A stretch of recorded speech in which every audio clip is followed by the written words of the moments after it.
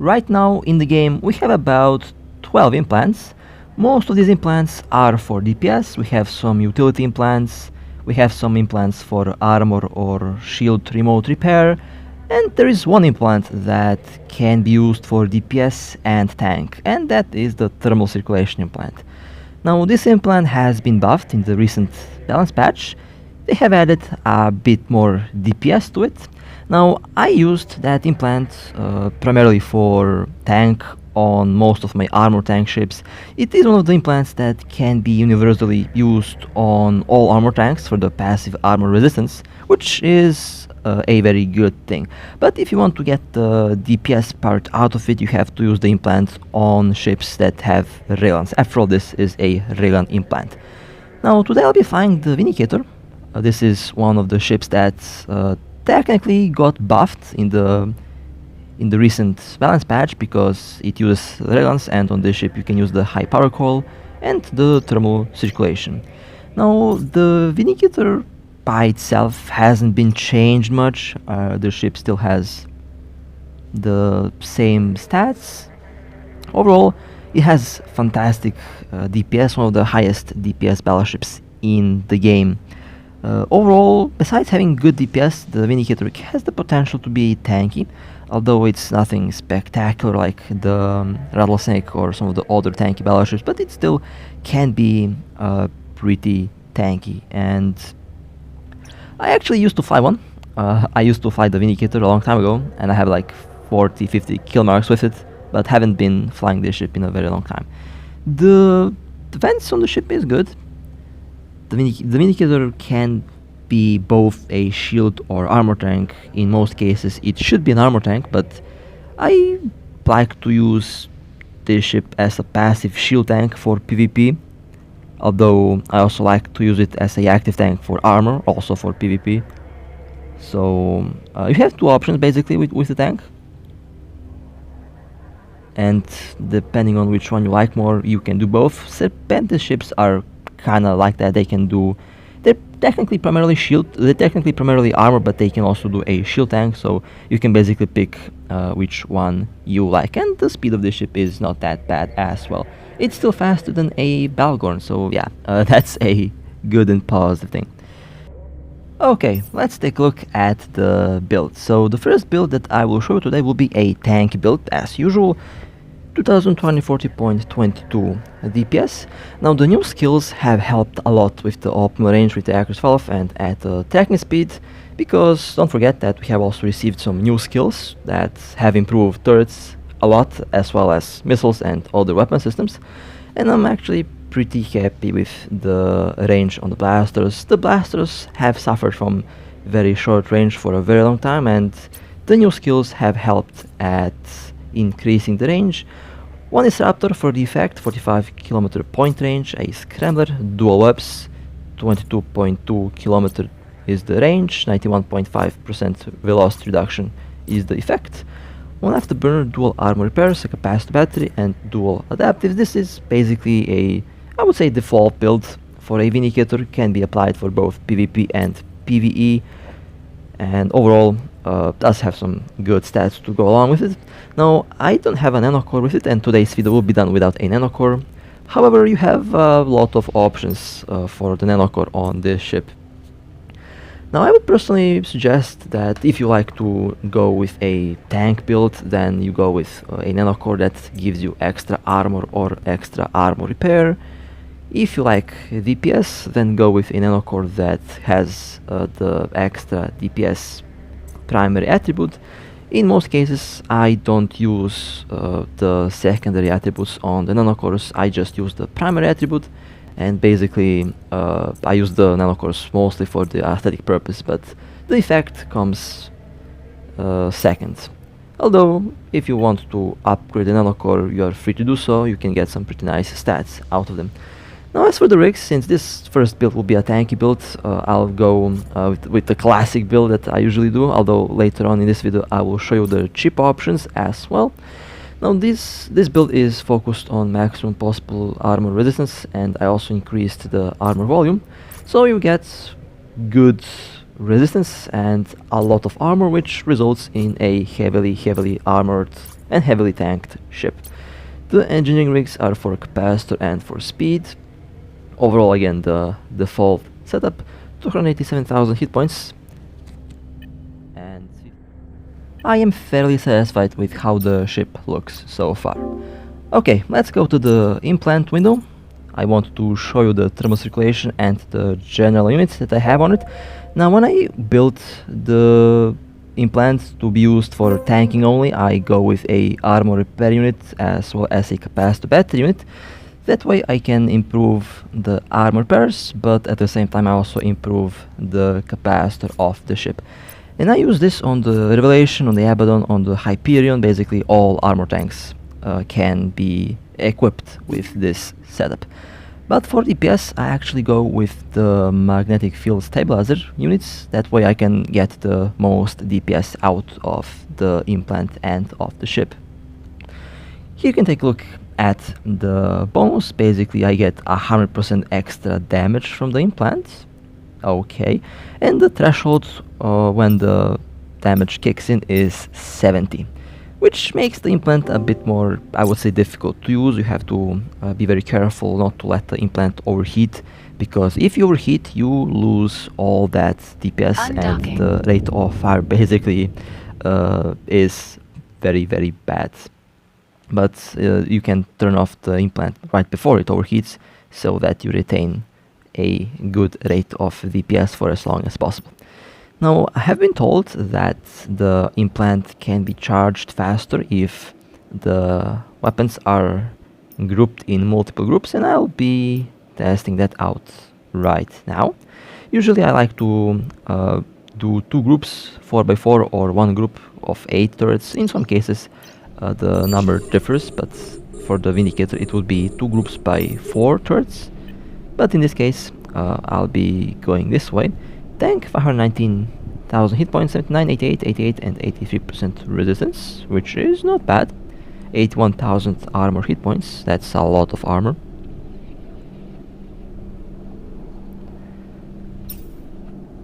And you can also technically add a damage control that will also improve the tank by a lot, but this ship is not a Balgorn, so eventually the capacitor will run out. But the Vindicator is indeed quite tanky. So let me see how quickly it will be charging when the weapons are not grouped. Let me just return the alt around the Revelation. Okay, since I have the main game in the background there as well.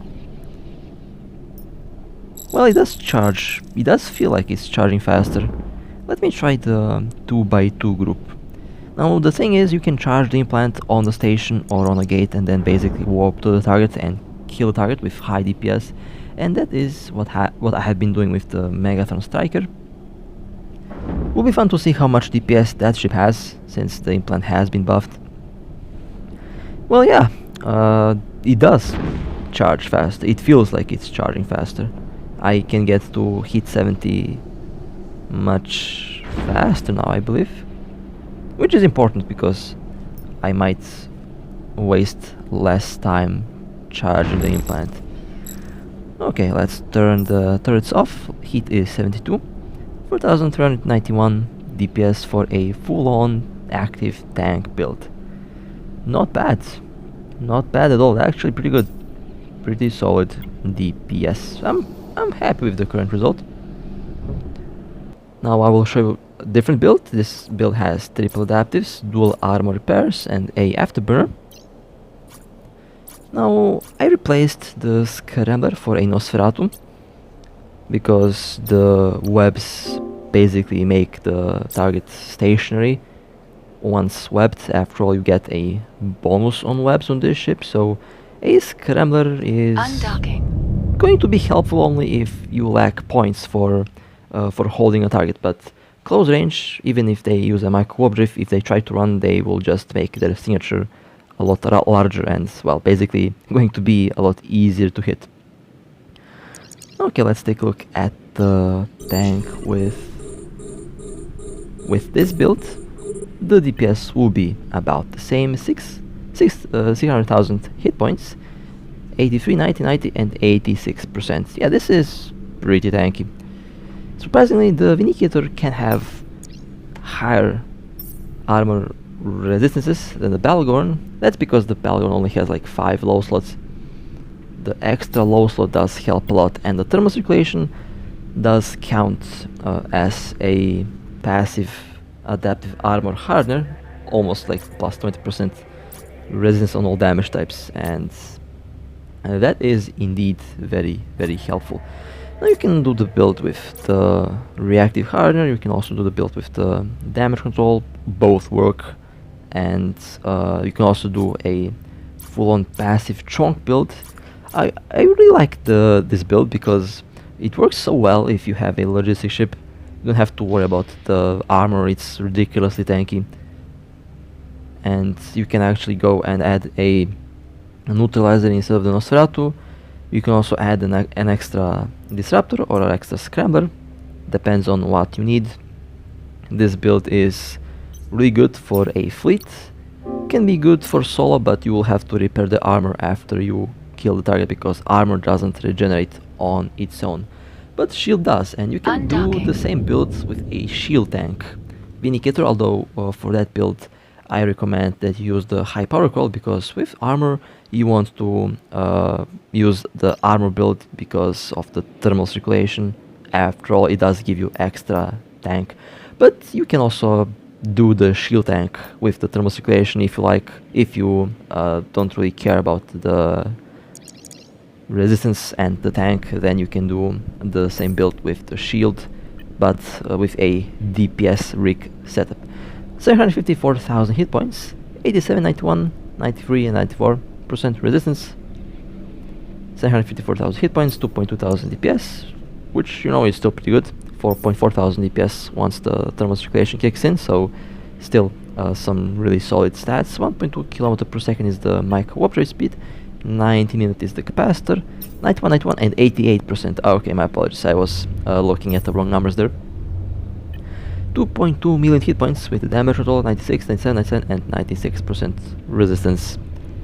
Well, this definitely ain't going down easily, even if you are being shot at by multiple ships. Yeah, this will hold for a very long time. And if you have a logistic ship on your side, this thing will be tanky, very, very tanky. The tank can also work the same even with the cheaper rig options.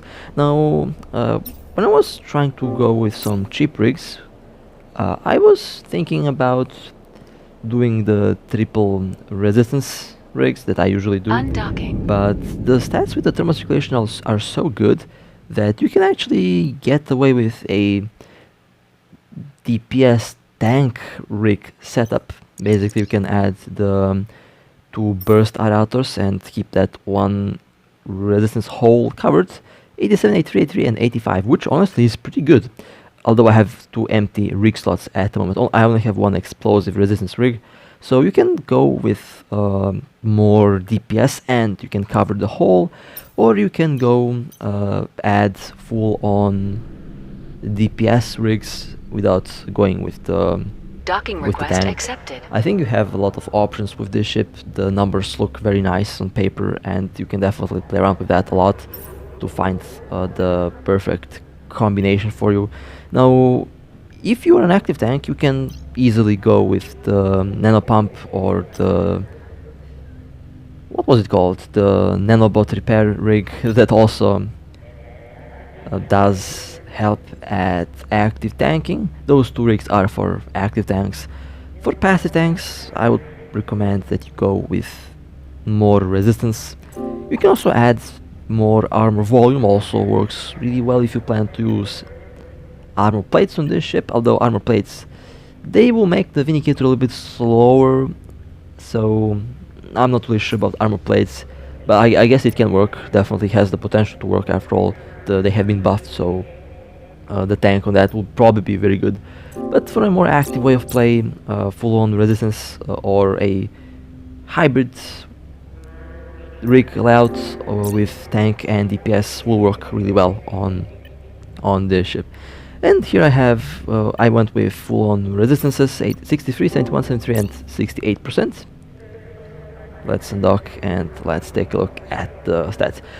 The only thing where the integration rigs will be better at will be the fact that you can combine resistance and armor volume, which in result will give you a lot more armor, and you also retain the same armor resistance with the tank. So the numbers will be a lot greater with the integration rigs. But for the cheap price of the current rig that I have installed, this is actually a really good tank. 577,000 hit points, a little bit less overall armor volume, but the resistance is about the same, and these rigs are extremely cheap. Meanwhile, the integration rigs that I showed you before were extremely expensive. So if you want a cheaper option, a build like this works really well. And 1.7 million hit points with the damage control. Again, this is still ridiculous, and I'm fairly happy with the result. A lot of hit points, a lot of tank, and the rig layout does not break the budget. It's fairly cheap to equip it in this way. Okay, well, I think it's time to go and do some DPS builds, my favorite. Now, the classic DPS build that I mostly use on all of my ships nowadays is basically this one, with triple burst aerators, although you can swap one burst aerator into a collision rig if you like, but triple aerators work really well if you have multiple damage mods. And in most cases I run 3 damage mods, 1 adaptive and 1 damage control, but in some cases, for example on the Macariel, I like to run quad gyro stabilizers for maximum possible DPS, which you can also do on this ship, but the tank will be a bit paper, so you have to be very careful what ship you engage with a full-on paper glass tank DPS build. Now, as for the general units, as I mentioned before, I like to go with magnetic field stabilizers just to get that maximum possible short burst DPS. With a build like this, you don't really care about the tank much, although I have to admit, you get some very nice armor tank with just 1 adaptive and 1 damage control, because the thermal circulation does give you some extra armor resistance. So yeah, a very interesting way how to build the ship, and I really like it. So because I like to go full-on short burst DPS mode on most of my ships, this is going to be the rig, the general unit layout, and the DPS is 4440.07 DPS, which I'm fairly happy with. Fantastic DPS indeed. And this is without a nanocore. With a nanocore, I'm fairly sure a lot of you guys have better nanocores and better overall nanocore level ups than I have right now. I mean, I have no nanocore at the moment, so I'm fairly sure a lot of you guys will have a better DPS output on this ship than I will have right now here. So 275,000 hit points, 75, 67, 67 and 54%, which honestly is really good for no tank, and with the damage control, 815,000 hit points, 91, 89, 89 and 84%. This is still, I would say, really good, and you have a lot of armor to go along with that, so this ship will definitely last for a while under fire, even with a build like this. Meanwhile, your target will not last long, that's for sure. Now, how do I go and how do I actually engage the target with my Megatron Striker? Because I use the Megatron the same way I use the Vindicator over here. So I basically charge the implant on the gate or on the station. I stop at about 66 hit, and then I warp to the target. Then the first hit immediately goes into the full DPS mode. I overhit all the magnetic field stabs at the same time. I used to get about 12,000 DPS, now the DPS is about 15,000 on the Megatron. So I unload all the DPS in a short amount of time, and not many ships can live through that DPS. Now, ships that have crazy tank can live through that DPS because it's very short, because it's very short duration. But most ships, unfortunately, don't have a good tank, so that's why this works so well, because most ships just don't have a good tank and they're fairly easy to destroy. 8,790.80 DPS cold with the implant only, 10,784.12 with one magnetic field stab. With the second one it's 12,831.27, and with the third one 14,303.11 DPS. So that's a pretty good buff of, I would say, the extra 2000 DPS. I feel like this is extra 2000 DPS. The ship did get about 1.5 to 2000 extra DPS from last time I actually tested this out, so it's a pretty good solid buff. About 2000, it used to be 11,000 with quad gyro stabilizers. Yeah, it's about that. Overall, a good buff. Why did they do that? I have no idea. I thought that the thermal circulation was one of the more balanced ones in the game. Now you can play around with the build, and if you want a bit more tank, you can do something like this: dual adaptives, damage control, and dual magnetic field stabilizers.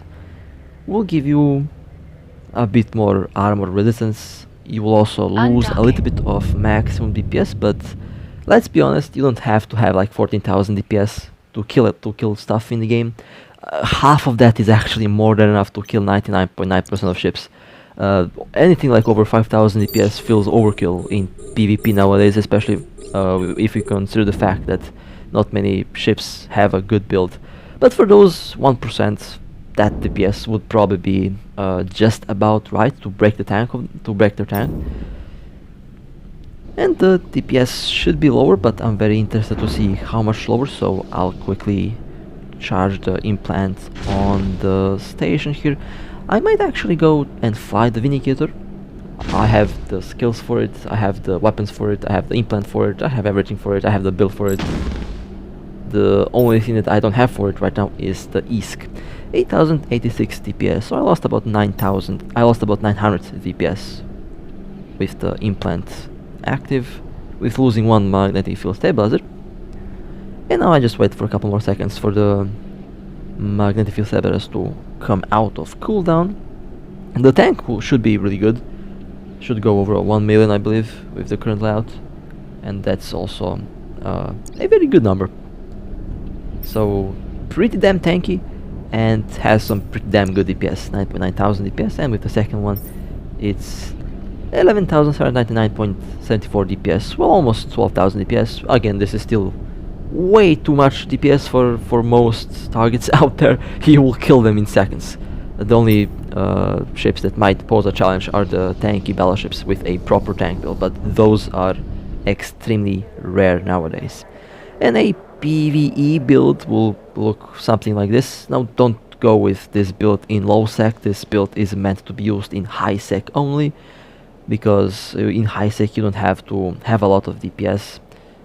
You have to have a lot of tank to clear the missions, and again have the cheap DPS rig layout, triple burst aerators, and this should work really well. Now, the Scrambler isn't really necessary because the webs will basically be enough to hold anything in place.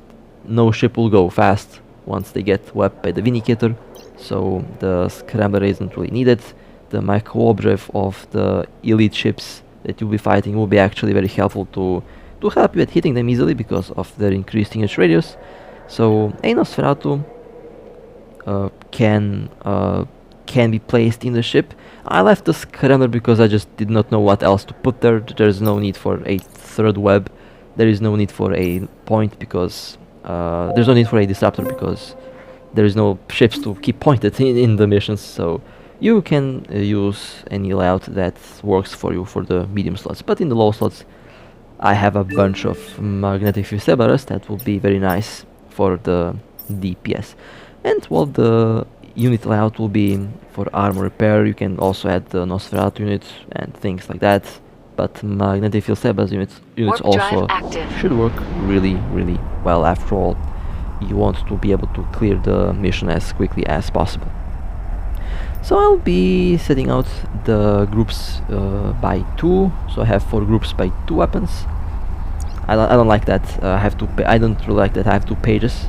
That's why I usually group everything at 1 page. I don't like to swap between pages. Sometimes the turrets don't activate and I forget about them, so I lose DPS. But for PvE, having the turrets in multiple groups is a good idea, because that way your chance for a critical hit increases, and that way you can actually clear the mission faster. I noticed a good good change in speed once I ungroup the weapons. But for PvP, I just keep all grouped because that's just for convenience. Although that same rule can also be applied for for PvP, because if you ungroup your weapons, you can technically land higher chance to land critical hits on the target, technically meaning that you can kill them faster.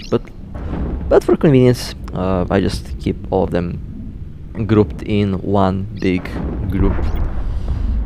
So, charging the implant, I will show you how to use the implant. You can let it overheat if you like. I mean, if you have advantage in overheating, then I guess go for it, but I don't think that it's worth, perhaps for tanking. There is the trick where you can use an Abaddon and basically have the implant on level 30. With the unlocked secondaries, you can get even more armor resistance out of it once it kicks in the cooldown mode. So I guess that's one way how you can take advantage of the cooldown, but you drastically lose the DPS. And in combat, in PvP, since DPS is very important, you don't want to hit the cooldown because it will make your DPS basically vanish. And the optimal level for this implant is, I would say, about 15. At 15 at level 15 you get the passive armor resistance attribute.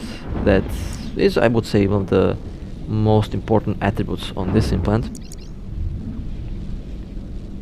So level 15 is literally more than enough, and you still will have a fantastic DPS output. With the implant on level 15, I used to have about, I think, 10,000 DPS on my Megatron Striker with only level 15, and that is only like 4,000 DPS behind this Vindicator right here. Now with the implant buffed, I might get this DPS on the Megatron Striker. So the Megatron Striker has the potential to probably break maybe 17,000-18,000 DPS if I would to have the implant on 45. We're under attack. So that's definitely going to be interesting, but in in most cases the thermal circulation is not being leveled up to 45. 15, 30, that's optimal. And I really suggest that you don't go above 30 because it does feel like wasted ISK. I said that with the barrage implant, I said that with the focused crystal, I said that with most implants.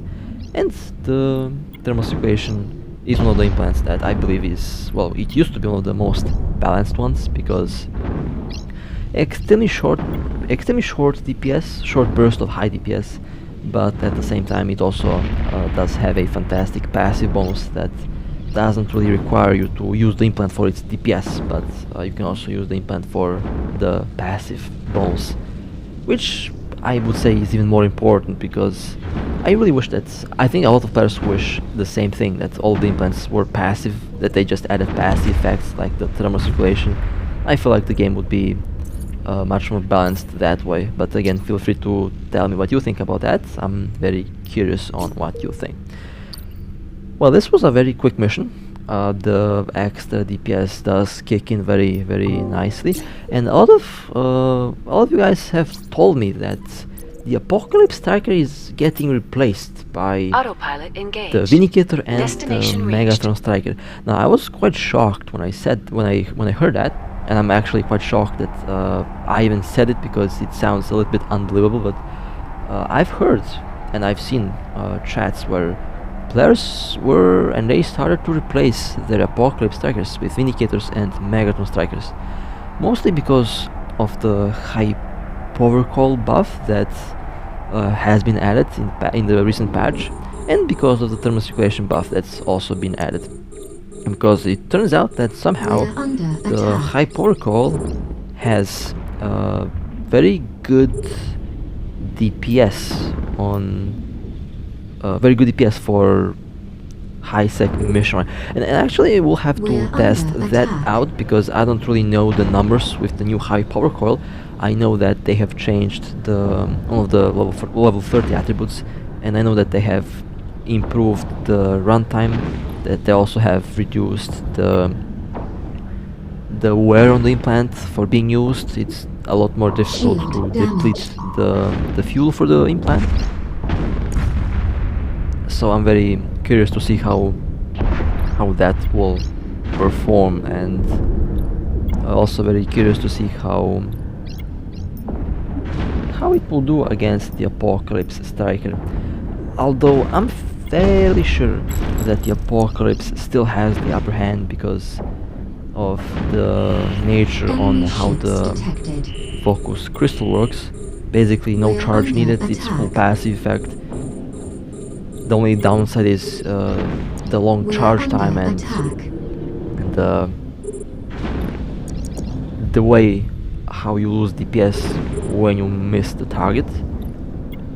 Actually, I can kinda see why players were switching to the Vindicator and Apocalypse Striker, because the high power coil does charge constantly, and doesn't matter if you miss or hit the target, it still retains the same DPS and gets charged.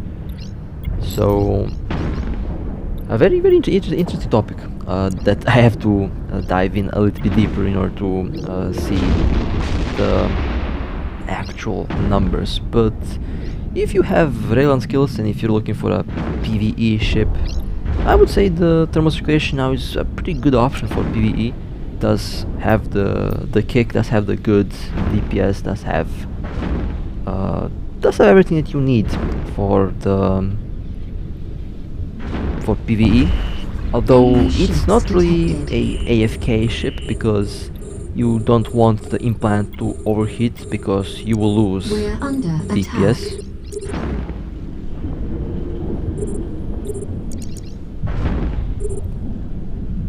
And you don't want to lose DPS We're under attack. in PvE. That's going to result in having slower clear times. But if you're actively playing the game, I can see that you will be able to get some pretty good stats, pretty good results with the ship. And I'll tell you right away, because I'm adding the voice after recording this. I got about 20 to 30,000 ISK per tick. With the Apocalypse Striker, I got about, let me double check the list, 30 to 37,000 depending on the system. So it's pretty close. The numbers are pretty close. Very interesting. Well, that means I have a lot more testing to do, and a lot more new ideas for the very near future. So, I Warp cleared drive about 2 active. missions with Vindicator. I'm very happy with the way how the ship works. The implant is also working better now. The damage buff is really good, and overall you also get the extra tank. So a multi-purpose implant that can be both used for DPS and tank. We don't have any shield tank implants. Yeah, we don't have one. Only the thermocirculation has the armor buff, which is very interesting, and it makes the implant more so unique. So with that being said, hope that you guys enjoyed this little run with the Vindicator. Hope that the thermocirculation implant buff will work good for your ship. I mean, it's a very interesting implant. It can be used on all armor tanks, and I really like the fact that that's the case. But with that being said, if you would like to support me, feel free to like and subscribe. And with that being said, stay safe, fly safe, and I'll see you next time.